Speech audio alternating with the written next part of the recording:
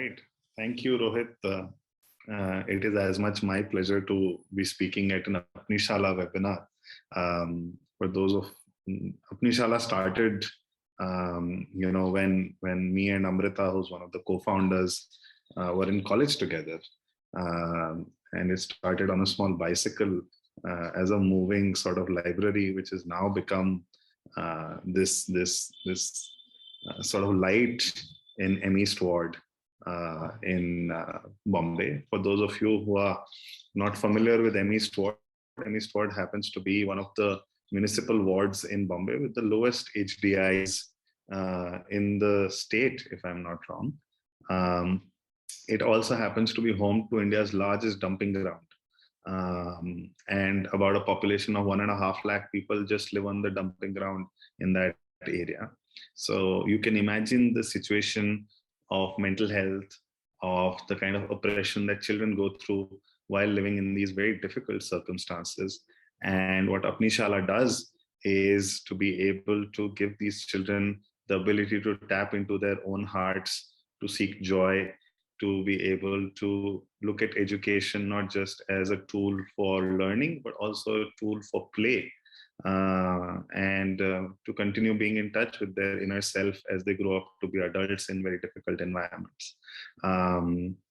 The whole idea of this webinar started with Rohit talking about working with some of the mental health ambassadors that Apni Shala has managed to rope in to talk about mental health and social emotional learning to these children and to communities at large.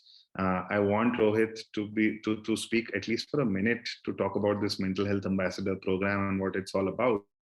And if it appeals to any of you here listening to this webinar, please do write to Rohit later on, or any of the team members at Apni Shala, Aditi, Niranjan, to understand what the mental health ambassador program is all about. So Rohit, if you could just quickly give a sense of what this program is about.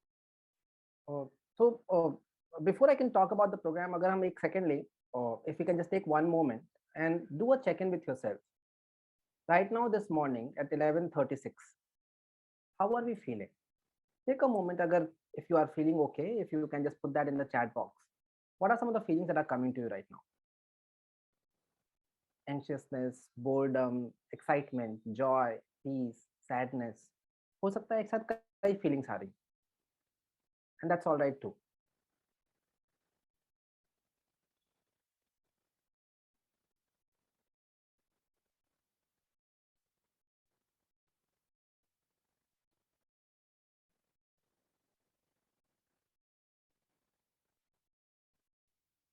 As we notice, as in the responses that are coming in the chat box, we are all on such a vast spectrum of emotions, right? Some of us are worried, some of us are grateful and settled, some of us are excited, some of us are experiencing joy. हम में से कुछ लोग overwhelm experience कर रहे हैं, right? For those of us who may be experiencing emotions that might be bringing difficulties, it's work. See what feels right to you. If you need any kind of support for yourself, see what feels right for next 1 hour. अपनी शाला का काम भावनाओं के ऊपर है, and भावनाओं को हम कैसे समझते हैं जब हम सामाजिक और भावनात्मक विकास के बारे में बात करते हैं. तो जब हम मेंटल हेल्थ की बात करते हैं, mental health is a spectrum और what we are feeling on a day-to-day basis and how it might come to a place where it bring a lot of distress, right? And last 2 years has not been the easiest years for us. जब हम Covid को experience कर रहे हैं, अपने घरों में experience कर रहे हैं, अपने पड़ोस में एक्सपीरियंस कर रहे हैं, बच्चों के साथ एक्सपीरियंस कर रहे हैं, और जब हम उसके साथ marginalization को देखते हैं तो उसका impact और तिगुना हो जाता है, right? This study that says that children who are living in poverty go through mental health distress at least 3 times more than any other child, right? So mental health ambassador हमारा एक initiative था कि किस तरीके से हम ज्यादा से ज्यादा लोगों को across India, across globe can be rope in, and it doesn't have to be people who are mental health experts. How can we create community of mental health workers who are creating awareness, who are building advocacy for mental health in our schools, in our communities, in our non-profit spaces, in our corporate environments, so that we can center our well-being as well as that of others. And usko karte karte how can we raise more resources, because mental health is one of the segments which is not really well funded in India right now, क्योंकि हम इस problem को ही बहुत अच्छे से नहीं समझते. So how can we also build resources, financial resources in this case, so that we can do more work, particularly through Apni Shala, the work we do in M East Ward, M East and MS Ward. और उसके लिए हम एक campaign शुरू कर रहे हैं जो फरवरी में चालू होगा, फरवरी 1 से लेके 20 तक हम इस कैंपेन को करेंगे. And intention is that how do we democratize funding? How can all of us contribute in whatever way possible? Because we center our belief in what Mother Teresa says, that it is not in how much we give, but what we give with so much more love, right? So how can we center love and compassion in our sense of giving? That's our intention of this campaign. अगर और जानना है तो अदिति निरंजन या मुझे reach out कर लें. Thank you. Thank you so much, Rohit. So on that very poignant note, I want to, I know a lot of you may not feel comfortable turning on your cameras, etc.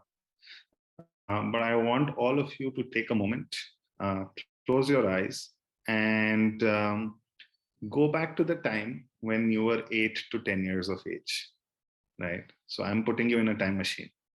Think of the one thing that you wanted when you were, of that age. What was the one thing you wanted from your parents or your elder siblings or your grandfather or a grandmother? It could be a snack, it could be a cycle, it could be a day out or a night out at a friend's place, whatever. Think of that one thing that you really wanted. And when that one thing comes to you, can you think of the things that you did to get that one thing? How did you get that one thing for yourself?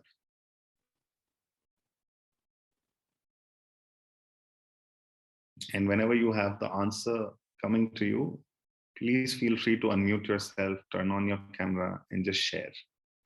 And for those of you who can't share on camera, you can type it in the chat box.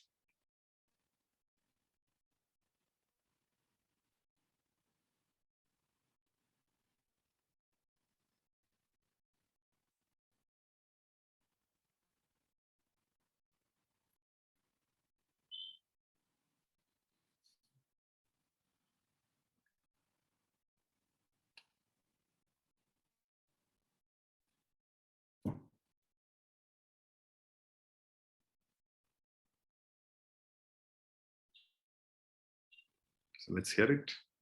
Who's going to go first?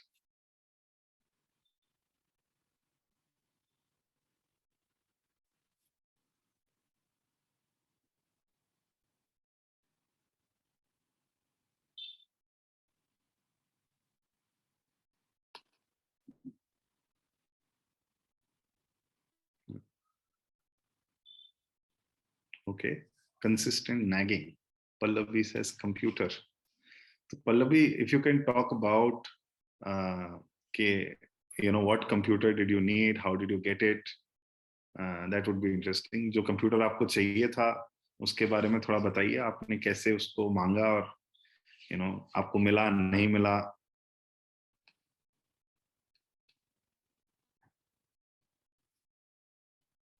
To be honest, नहीं मिला.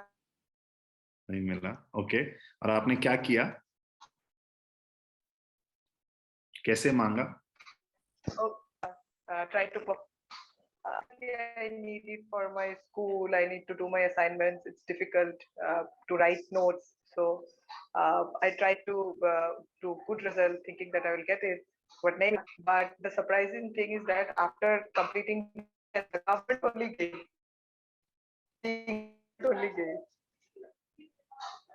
Right. आपने अलग-अलग asks put up किए और कोई भी ask जो है accept नहीं हुआ, सब reject कर दिया गया. ऐसा? Absolutely. Very nice. And finally, did you end up getting a computer for yourself at some point in time? Yeah. After quite a few years, yes, I could get it. But the thing is that I was not given by the parents, but the government gave, especially after clearing 10th. So they gave computers to all of us. Amazing.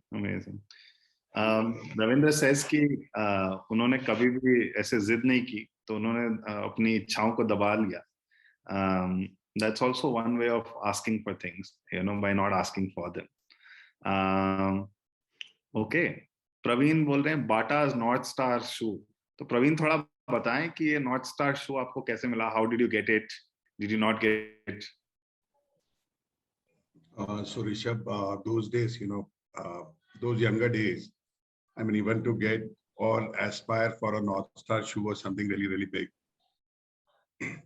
And very few children amongst us had Bata's North Star shoe. It was something to flaunt about. So itna आसानी से तो नहीं मिला because parents couldn't immediately buy it those days. So the only option was that, keep requesting, try to save some pocket money, try to manipulate parents to not buy that something else, but focus on that particular. Or for it had to wait for 2-3 years to get that North Star shoe. Amazing. So you finally got it. Finally got it. Yes, yes. So you waited for 2-3 years, and I'm guessing you kept reminding them that you need this shoe. Yes, of course. I did Right. believe it. Yeah, right. So you were persistent. I had to be. Okay, amazing. You had to be. That's a great takeaway. Itishri says wanted a game called Meccano and got it by getting a rank in class. So you basically did an exchange. You exchanged value. So you did something for them and they did something for you. Who did you want it from? किससे चाहिए था आपको ये? Mummy papa से, भाई बहन से, दादा दादी से, किससे मिला आपको? From my father. But Father. then I realized after getting that rank, I said I'd really have to work too hard to get that Meccano. So I said, there's no point going in for such kind of bargain, and I stopped after that. So unfair deal thi, huh? But I wanted that Meccano desperately, and I got it. But after that, I realized that this is not going to work like this. So Right. this is rather not to have a rank than to think of getting games or stuff, whatever you want. Amazing. So सौभाग्य says कि वो कोई चीज मांगते ही नहीं है और जब मांगते हैं तो उनको सिखाया जाता है कि वो क्यों ना चाहिए. So basically, he's always told why she doesn't need, he or she, I don't know. Saubhagya, if you could just unmute yourself and share why you are so easy to convince, that would be useful for us.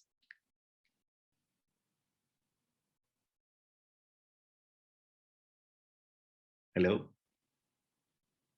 Okay, so Saubhagya isn't unmuting themselves. I feel I never asked for anything as a child. I was given things and I accepted them. So Srishti accepted whatever she got.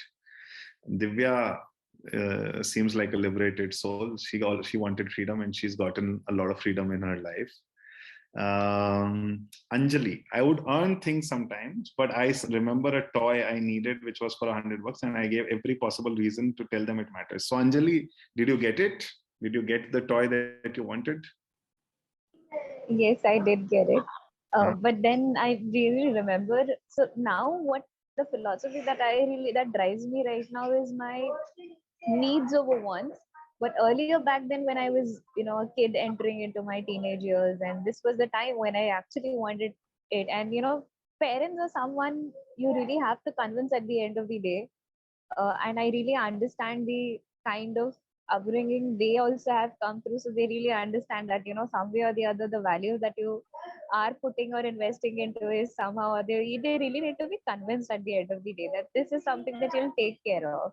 So I did get back then, but then I realized this cycle has to work more on the preference of mine and trying to even tell them that probably this will be something that will work towards a better vision. So yeah, that's how basically आपने उनको हमेशा ये बताया कि देखो ये देने से मेरा अच्छा होगा. नहीं, मैंने उनको ये बताया कि ये देने से आप एक बेनिफिट हम दोनों के लिए है, आपको खुशी मिलेगी, मुझे भी डबल खुशी मिलेगी. Shared value. Yeah. Okay. Yeah, so that's what I had in my mind. Thank you. Panchali says that she's always had the fear of rejection. So we'll get back to Panchali a little later. Shibani says that she's always had older siblings. So basically Shibani's always had like a large pool of people. एक ने नहीं दिया तो दूसरे ने दे दिया और दूसरे ने नहीं दिया तो तीसरे ने दे दिया. तो वो नेटवर्क के साथ आती हैं. Important to have a network since childhood. Okay, Saubhagya says that the reason seemed very reasonable. asking for money things was also connected to who I can ask from and who I cannot from. So Rohit को पहले से पता था कि उनका target audience कौन है, तो जिससे नहीं मिलेगा उसके पास जाना ही नहीं है. ठीक है, amazing. So very interesting, right? So if you look at the range of responses जो हमें जवाब मिले हैं इस group से, इसमें कई सारी चीजें पता पड़ती हैं. एक तो कि आपको क्या चाहिए ये आपको मालूम होना चाहिए. You know what is it that you need to know. Secondly, who can give it to you? कौन आपको दे सकता है ये आपको मालूम होना चाहिए. आप क्या उनको कहोगे या क्या उनको दोगे जिससे आपको वो चीज मिलेगी. ना what can you exchange in terms of value, whether it's your education or whether it's something that you do for them, etc., is something that you decide in advance as a strategy to get it. And finally, there are tactics, right? So some people got it because they knew many people, their network, their familial network sort of existed. Other people persisted. कुछ लोगों ने साल 2 साल 3 साल तक जो है कोशिश करते रहे और उनको जाके मिला. और कुछ लोग बहुत जल्दी गिव अप कर गए कि भाई नहीं मिलना है, छोड़ दो. या some people said कि भाई the amount of effort that I have to put in for this is not worth the return that I'm getting, so I might as well find ways to get it myself. जितना मेहनत कर रहे हैं उतना return नहीं है. ROI का concept बचपन से ही हमारे अंदर, ठीक है. This is from a limited group of 71 people. As to what you did as children, 8 to 10-year-olds, you knew how to prospect, you knew what your product was, you knew what the case for support could be, you knew what the target audience was, you knew the effort involved, you knew the ROI, and you knew what value it created in your life. Very interesting, right? How many of you as children remember getting rejected and getting upset and holding on to that feeling of being upset? आपको reject किया गया, आपको मना किया गया कि जो है ये नहीं मिलेगा, और उसको लेके आप आज तक अपसेट हो. ऐसा कोई है हमारे बीच में? Panchali, okay.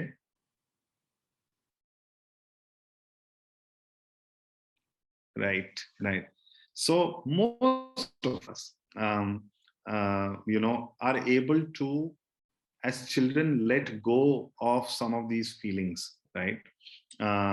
And as children, we consistently keep asking for things, right?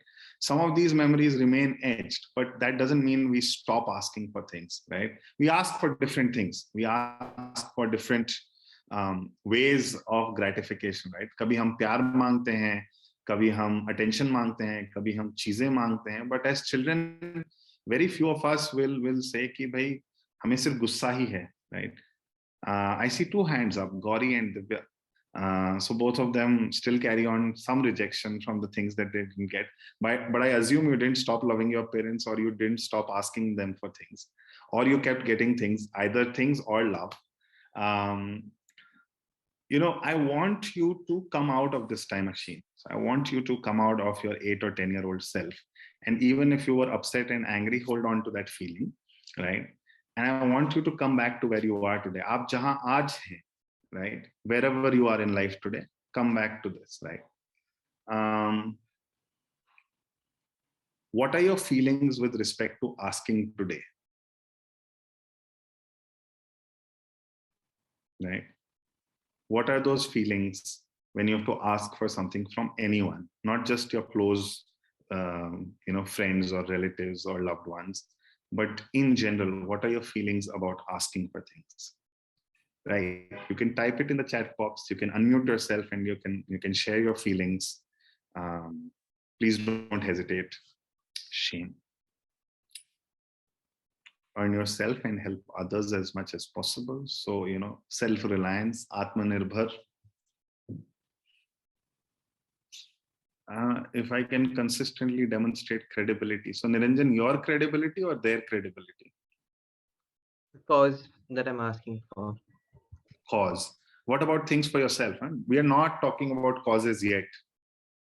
Please don't think about things that you need help for, right? Think about yourself. Uncomfortableness and rejection. Very hesitant. Independence has gotten ingrained. Very comfortable in asking. Sunita is very great at this. Next masterclass is from Sunita. I think I made peace with telling them how I felt, but then patterns gave me an answer. So Anjali, can you expand on this?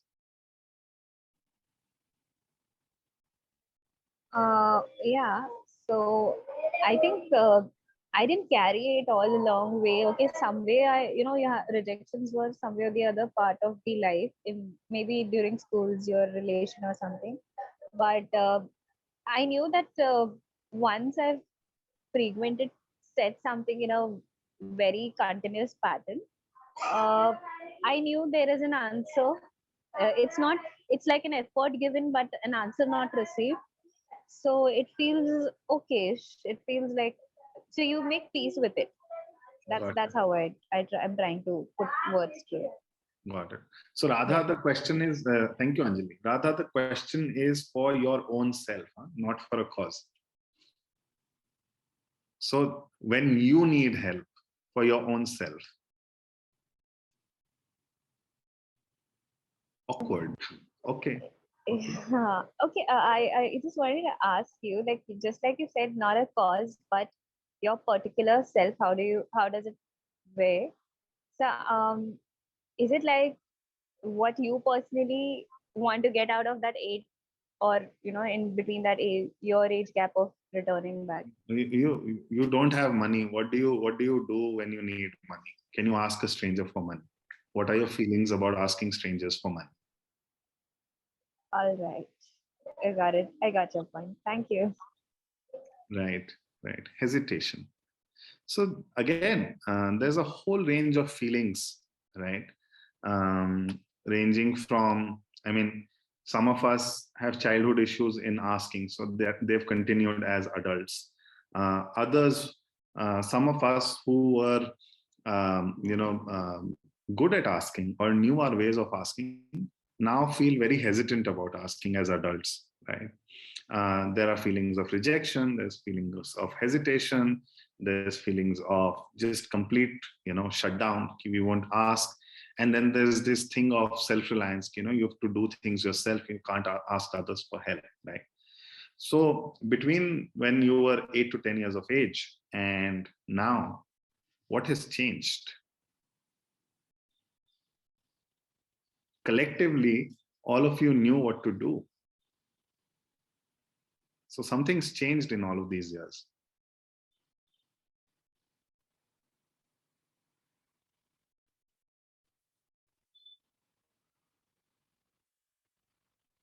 Lots of self-rejection and judgment. Comfortable. Okay. Reliance grew. Self-reliance grew. Okay.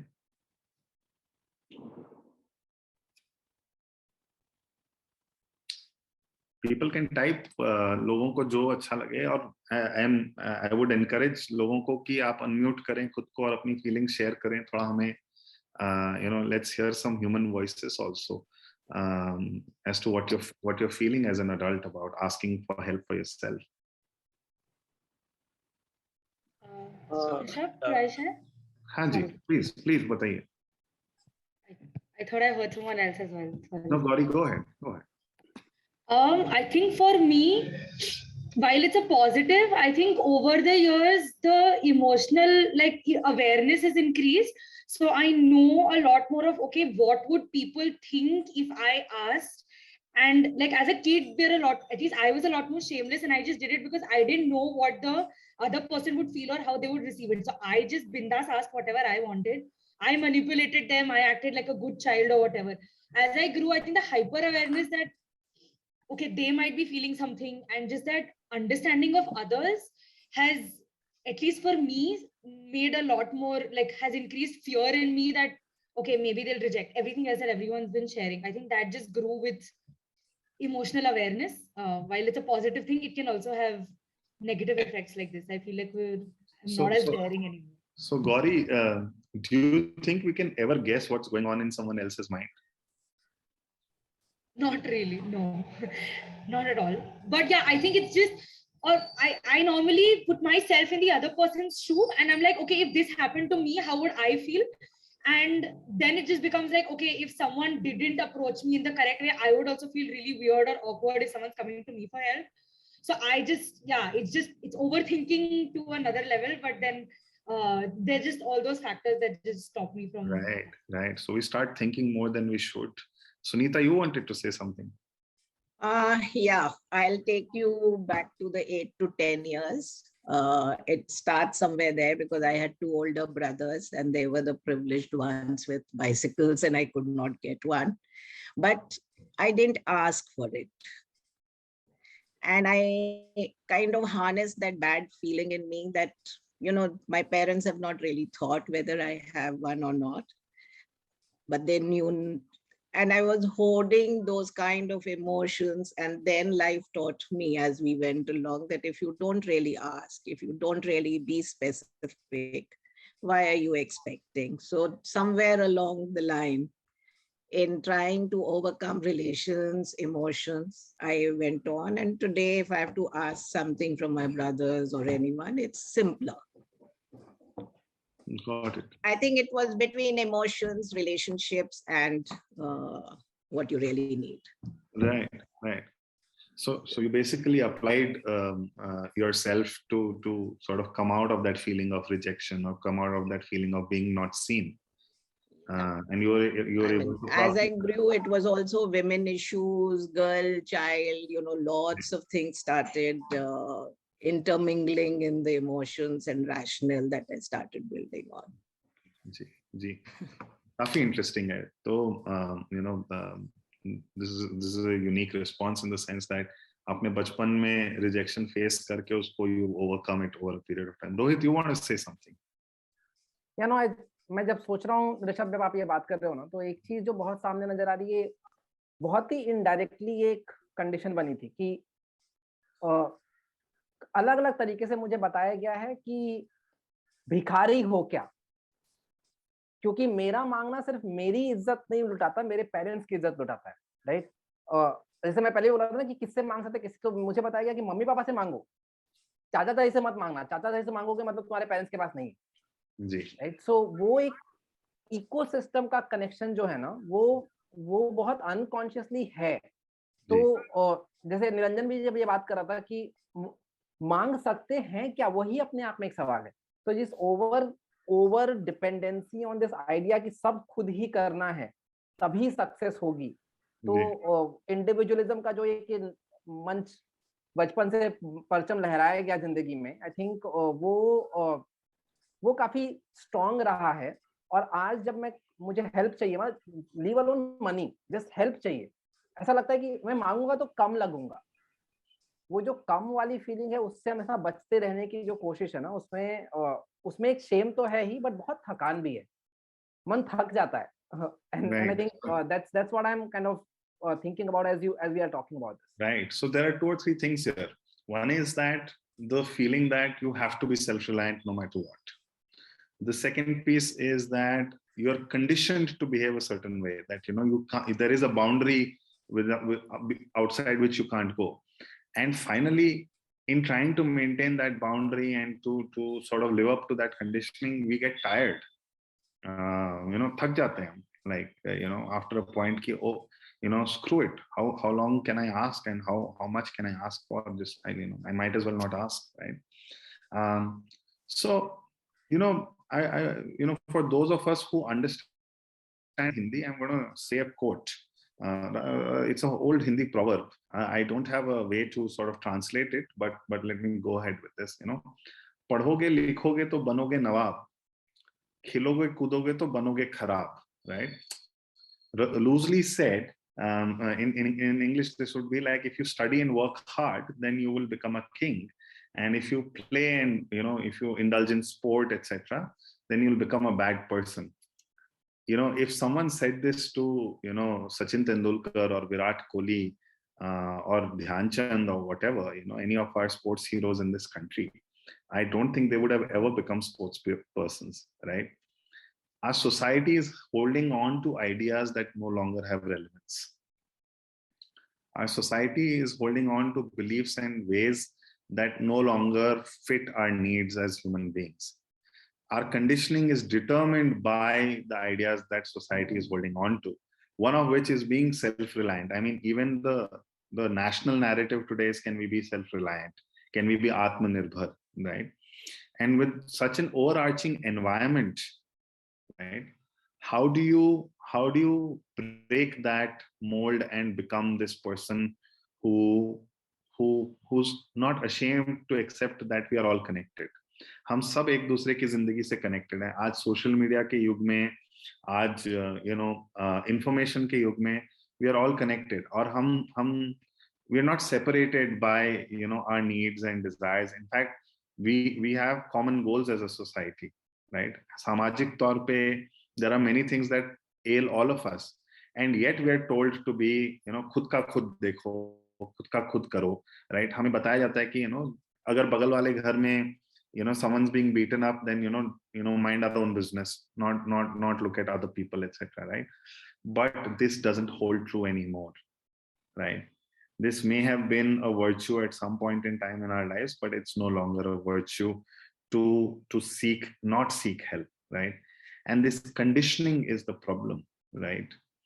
And there is only one way in which you can break this conditioning. There is no other alternative, right? What you were able to do as a child, you can only do as an adult if you are able to get in touch with your inner child. So if there is one lesson that I can offer you today, if there's one thing of value that I can offer you today, can you go back to being the child that you were, who was open to asking? Can you go back to being that free-flowing being, that free-flowing spirit that was open to whatever came their way, right? Whether it's rejection, whether it's acceptance, whether it's alternatives, how do you go back to being a younger version of yourself in your heart, right? And if that's the goal, how do you reach there? How do you become that child again? आप वो बच्चे कैसे बनते हो फिर से, है ना? अपने अंदर के बच्चे को कैसे जागरूक करते हो, right? So, there are some things that one has to keep in mind. As we've already discovered, the things that you knew as a child are the things that modern day marketing and sales programs will teach you. Perseverance, communication, case for support, etc., etc., etc. जो skills हमें आती थी, वो skills हम छोड़ चुके हैं, but वो skills जरूरी है. Adult language जरूरी है. वो language को हम नहीं पकड़ के adult emotions को हम we are letting them overpower us. And I think that's one thing that we have to sort of deal with, right? Now, if I were to say what are some of the things that will help you raise funds, right? I will say that, largely fundraising or any kind of seeking support is a function of trust, right? Is a function of how you're able to develop trust, right? Now, trust again is a big word, trust ऐसे बहुत बड़ा शब्द है कि भाई मुझ पे भरोसा करो या मुझ पे विश्वास रखो, right? क्योंकि as a child everyone trusts you. I mean, nobody is going to look at a child and say कि oh ये तो बदमाश है या ये है वो है. बदमाश है तो भी लोग भरोसा करते हैं, right? So how do you develop that trust, right? And if I were to look at trust, I would say trust is a factor of three things, right? Trust is a factor of multiple repeat interactions, right? When we meet someone, do they have the assurance that this is not the last time that you're meeting them? भरोसा तभी होता है जब किसी को लगता है कि ये लास्ट टाइम नहीं है आप उनसे मिलने जा रहे हैं, ठीक है? और वो भरोसा आप कैसे क्रिएट करते हो defines how much someone is going to trust you, right? अगर आप आज जाके गायब होने वाले हो तो आप पे कोई नहीं भरोसा करेगा. शायद एक बार कर लेगा बट दोबारा कभी नहीं करेगा, right? Trust is a factor of at least a win-win between two parties, right? What does this mean? It means that if I am exchanging something with Rohit, Rohit and me leave the conversation at least better off than when we started. हम दोनों का कुछ तो भला हुआ है, उस conversation को छोड़ने के समय, right? So always think of what could be a win-win in any conversation, right? For two people. And this need not be a deal, right? So when we go to a funder, we often leave with an ask. We rarely offer a funder, what can we do for you? What is it that I can offer you from this conversation, right? And the third thing that trust is about is that trust is a factor of very little miscommunication. Right? What do I mean by that? Some amount of miscommunication is okay. It is acceptable that you will miss out on some finer detail. It is acceptable that आप कोई बात जो है नहीं बता पा रहे हो, छूट गया है या गलती हो गई है. पर अगर आप बार-बार गलतियां कर रहे हो, if you're repeating the same mistakes in communicating over and over again, then trust doesn't build up. Right? Now, finally, I want to say that we are all guided by the environment that we are in, which means that if the larger environment is that of mistrust, we all start at the point of mistrust, right? In today's world, if you look at it, we don't trust the government on vaccines. We don't trust the government on the amount of money that it's taking from us on petrol and diesel. We don't trust the government on, elections, etc. Right? So that larger environment of mistrust means larger costs. So auditors, accountants, police, law enforcement, all of those function on mistrust. Because there is mistrust in society, these functions exist, right? So the more we are able to create an architecture of trust, the lesser these functions will be in our lives, right? हमारा आज का माहौल mistrust का माहौल है, तो अगर पूरा माहौल ही मिसट्रस्ट का है तो आप ट्रस्ट से शुरू नहीं कर पाते हो, क्योंकि there are bigger forces than you. But there is a corollary to this. The corollary is that while we are all sort of outcomes or results of the environment, in the long run we are the environment, right? हम जब कहते हैं कि बच्चे हमारा future है, हम ये कह रहे हैं कि वो बच्चे जो है ज्यादा सीखेंगे और वो माहौल को बदलेंगे. तो जैसे हम ट्रस्ट फॉस्टर करेंगे, मिसट्रस्ट रिड्यूस होगा, right? Trust will increase with us, right? And so for you to be able to build trustworthy relationships, you have to recognize that trust is a long-term game. Trust isn't a factor of 1 time, 2 time, fly by the night. You have to keep at it, right? And sometimes it takes time to, convert trust, right?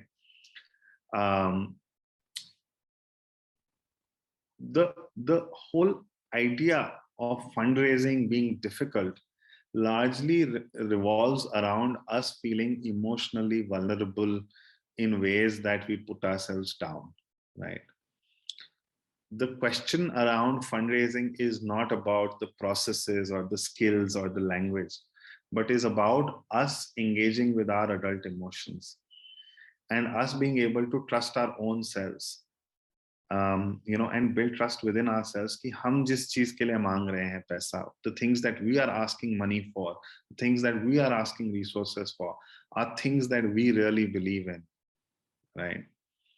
And it's okay if there are only very few people who believe in what we are saying, right? So one of the biggest sort of challenges in fundraising is that we feel that everybody we go to should believe in what we're saying. What we need in today's environment are just a few people who believe in what we're saying, right? So even though you're trying to foster an environment of trust, because the larger forces around this society sort of dominate our discourse or dominate our day-to-day lives, it's okay if 9 out of 10 people don't believe in you. For every 10 conversations that you have, if there's one person who believes in you, it's totally fine. What you're looking for in fundraising are a few anchors. The support of a few is far better than the trust or the game of playing, a lot of the trust of lot or gaining the trust of a lot of people, right? And finally, I want to say that fundraising and resource mobilization are largely sort of long-term games of building friendships, building relationships. They are not about what you're able to get from them in the moment, right? What you're doing is you're building trust in the moment, but what you're looking forward to is the ability of that person to become your partner in crime, to become your mascot. And you have to figure out what their engagement journey with you will be, right? And it's centered around trust and communication. The more you communicate, the more you build trust, the longer they'll associate with you. The shorter game that you play, the chances are that every year you'll have to find new people to build trust with, and slowly that pie will reduce. Because inevitably, all of us can only have this much of a network, right? So play long-term games, play it with long-term people, and do long-term things, right? I'm going to pause here. I'm sure a lot of you have many questions. We have about 15 to 20 minutes, and I'm happy to take your questions around some of your own challenges around fundraising.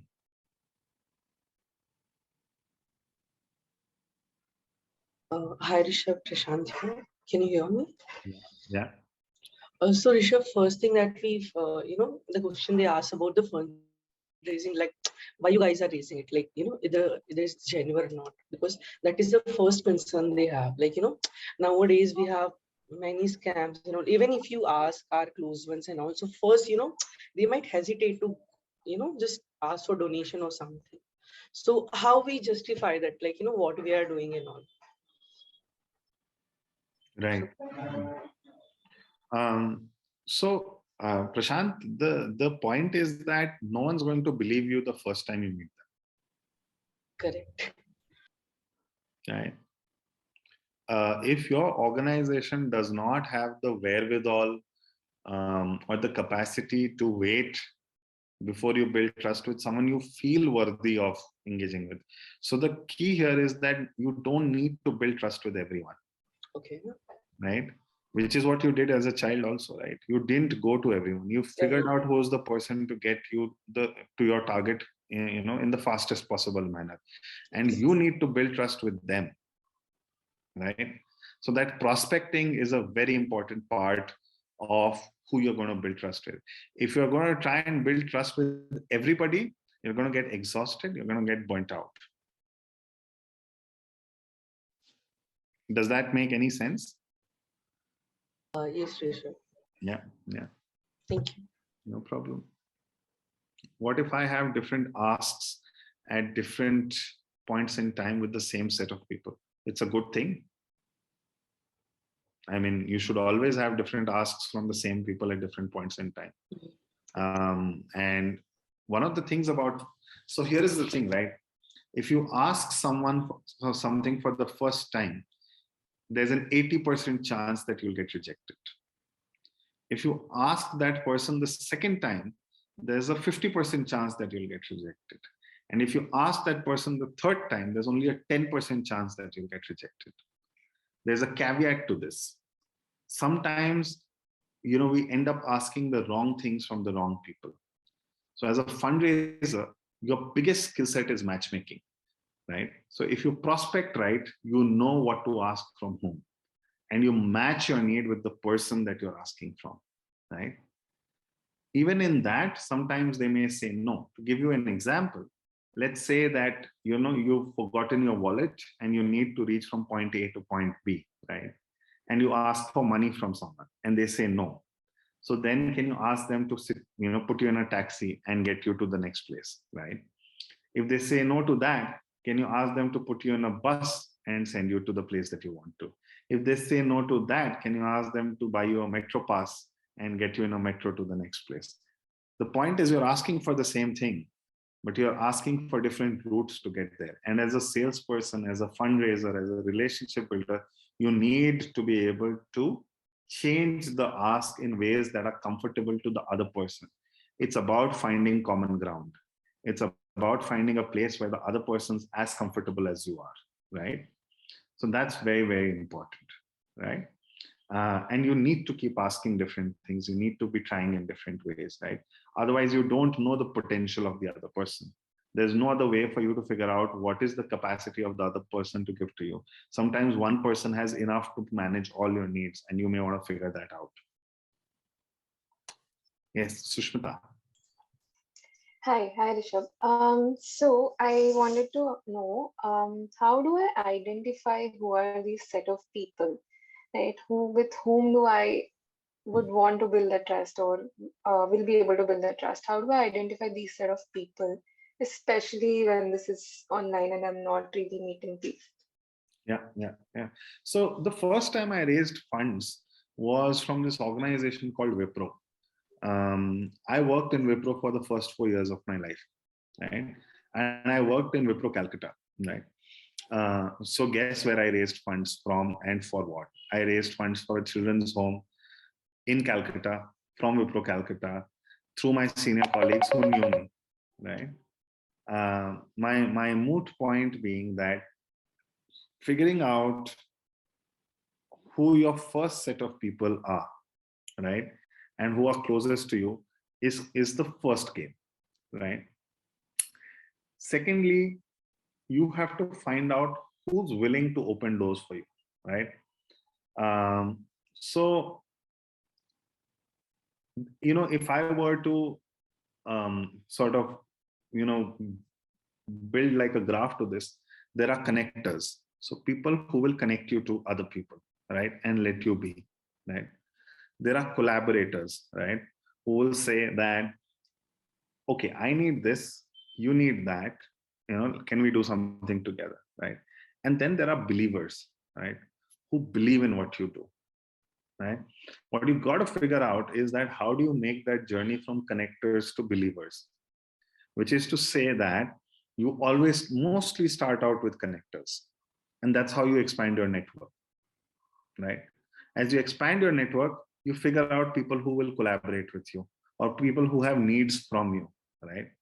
As you work with collaborators, you either end up meeting believers or collaborators turn into believers themselves, right? And so this whole work is about constantly gauging people.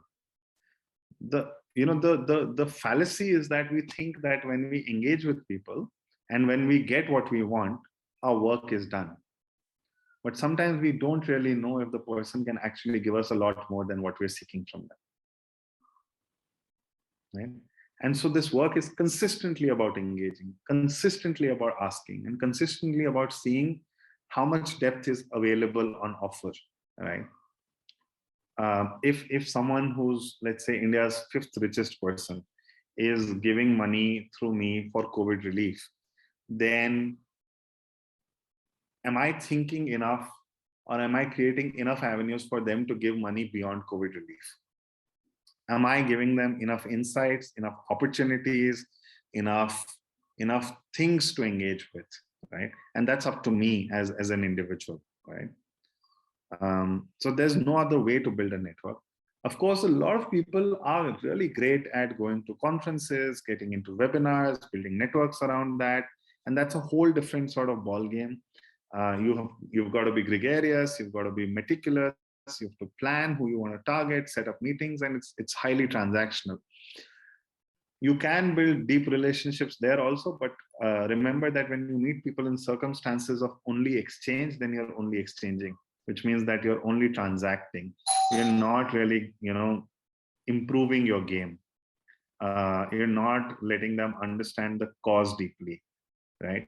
So I would say that figure out which one are you, right? If you're someone who's out there to transact and who needs a lot of people to transact with, because that's who you are, then that's who you are.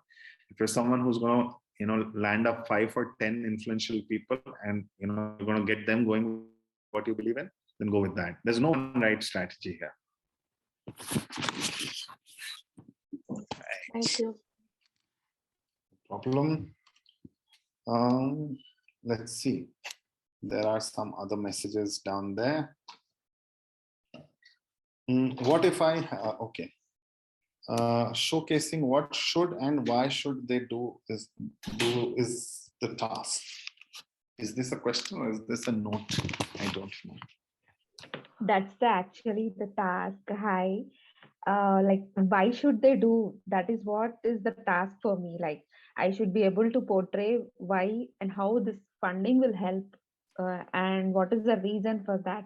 How I showcase is like, that is the main task for me. Like, I think so. What is Apni Shala doing? How are they benefiting with these funds? Is the common thing. So I have one small nugget of it. Most times when people ask you, what do you do?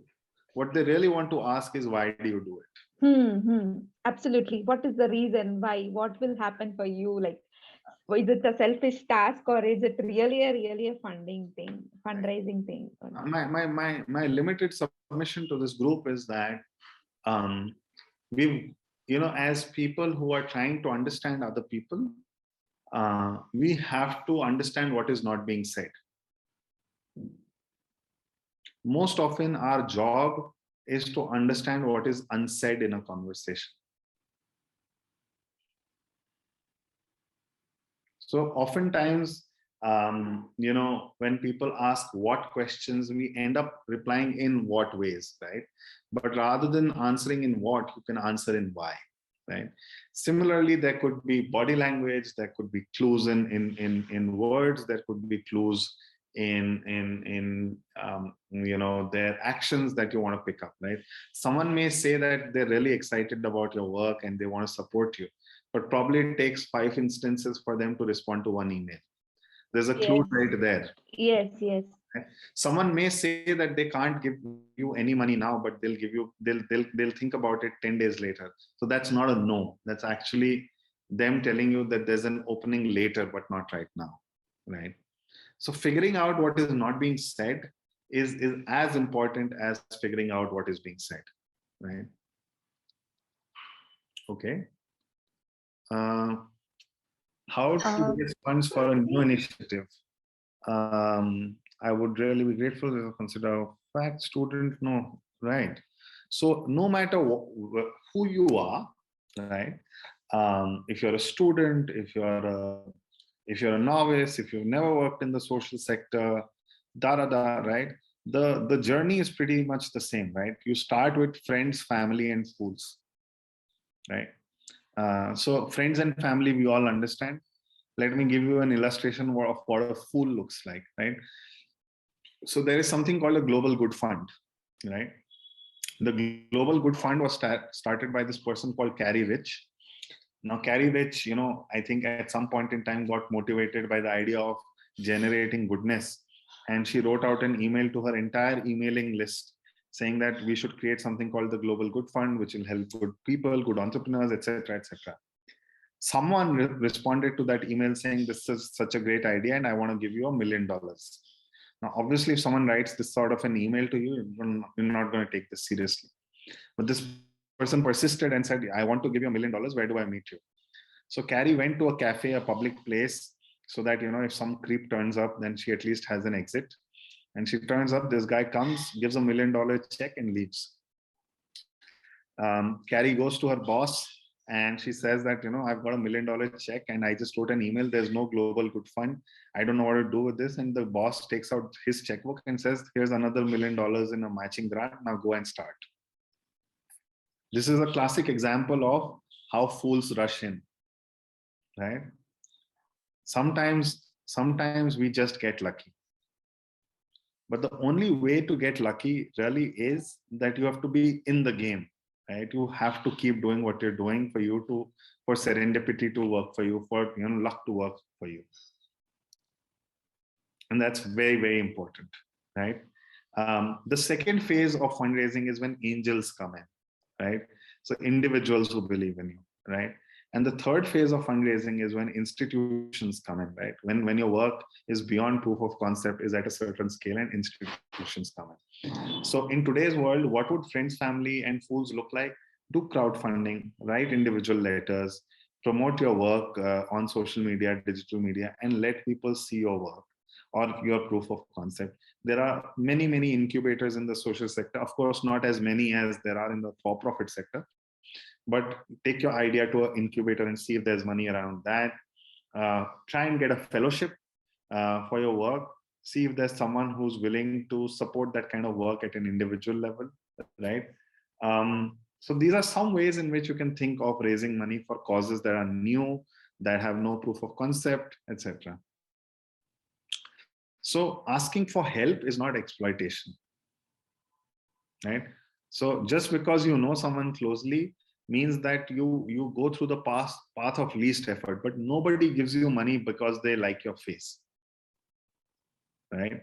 I mean, people will give you money because they like your face too. But if what you're doing is crap, or shitty or isn't worth anything, तो आपको कोई पैसा नहीं देगा, ठीक है? आप अगर अच्छा काम नहीं कर रहे हो या आपको पैसा देने के बाद में लोगों को लगता है कि वो पैसा बर्बाद हो गया, तो कोई नहीं देगा। एग्जाम्पल के तौर पे 2020 में जब टाटाज और प्रेमजी ने अनाउंस किया कि भाई हम कोविड रिलीफ के लिए 1000 करोड़ स्पेंड करेंगे या 2000 करोड़ स्पेंड करेंगे, जो भी है, तो कई लोगों को पीएम केयर्स में पैसा देना पड़ा, राइट? पीएम केयर्स में जो भी आउटपुट आया हम सबको पता है, अगले साल किसी ने अनाउंस नहीं किया, उतने ही पैसे खर्च किए, पीएम केयर्स को किसी ने पैसा नहीं दिया। तो रेप्यूटेशन पे आप थोड़ा आगे ही चल सकते हो, राइट? उसके बाद में then you need like solid proof of concept and work, right? So I just had, can you hear me? Yeah, I can. Yeah. Two experiences to share. One was something I did individually for somebody I know who's distributing food. And another one was in something that I did with another organization where I was interning, and then I was trying to raise funds. So थोड़ा मुझको ऐसे workshop type का कुछ मिल गया था उससे पहले कि yeah, this is what you have to do. You have to talk like this. This is how you should present it when you're talking about. So it really felt very superficial. So even if I'm talking about the same thing with somebody I really know, I think I'd rather just ask for money than explain all of these things. So a lot of how do I put it? It felt very artificial the way I had to go through. At the same time, when I did this individually, there was this something I was doing. I took it upon me that I really want to help this person. So let's do something.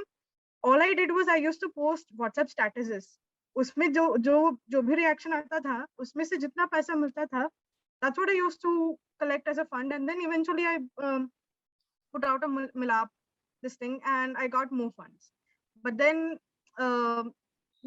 most of the time when you look at fundraising and when you're very professionally looking at it, then I think there's a level of artificial, superficial, beating around the bush kind of an atmosphere that's there. How can you not do that and yet because even when you say that you have to build trust, that's the thing that you're working on.